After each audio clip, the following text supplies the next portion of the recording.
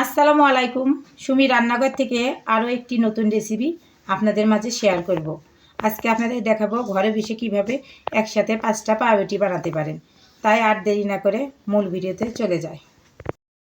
পাউরুটি বানানোর জন্য 3 কাপ মেজারমেন্টের কাপে 3 কাপ ময়দা দেব।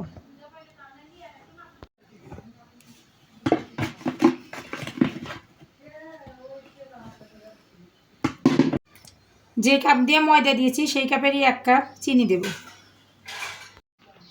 1 চামচ ইস্ট দেব। ইস্ট আপনারা দোকানে কিনতে পাবেন। 5 টাকা দামের 4টা গুঁড়া দুধের প্যাকেট নিয়েছি, এগুলো আমি এখন কেটে দেব।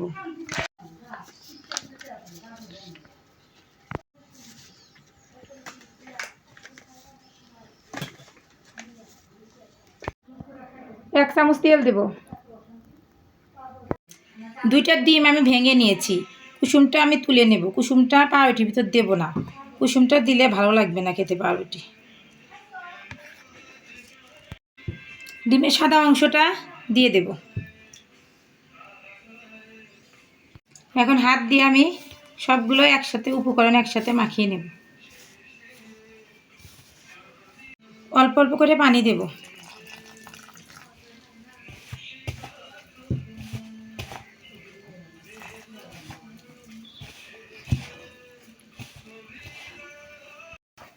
পাঁচ মিনিট আমি মুঠে নেব।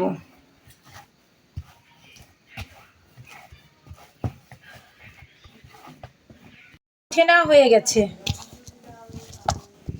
দেখেন গোলাটা এরকম করে মুঠে নিতে হবে। একটু তেল দেব, ব্রাশ করে নেব।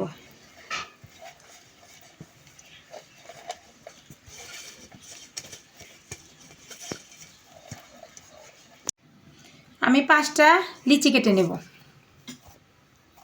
5টা লিচি কাটা হয়ে গেছে। লিচিটা আমি হাতের সাহায্যে গোল করে ঘুরিয়ে নেব। গোল করে আমি সসপ্যানের ভিতর বসিয়ে দেব। সবগুলো গোল করা হয়ে গেছে, আমি পাশাপাশি বসিয়ে দেব। ঢাকনা দিয়ে ঢেকে দেব। ঢেকে 3 ঘন্টা রেখে দেব রেস্টে। 3 ঘন্টা পরে ফিরে আসলাম। দেখেন 3 ঘন্টা পরে কেমন হয়েছে। এখন আমি এটা চুলায় দিয়ে দেব তাওয়ার উপরে। চুলায় আমি তাওয়া গরম করতে দিয়েছিলাম, তাওয়া গরম হয়ে গেছে। এখন চুলায় আমি এটা বসিয়ে দেব। চুলার জালটা অবশ্যই মিডিয়াম আছে দিবেন।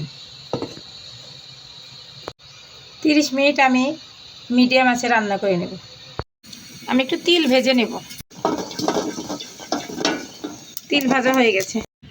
ভাজা তিলগুলো উপর দিয়ে দেব।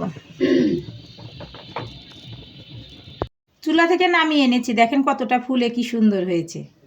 আমার পাউরুটির উপরে এখন আমি বাটার লাগিয়ে দেব।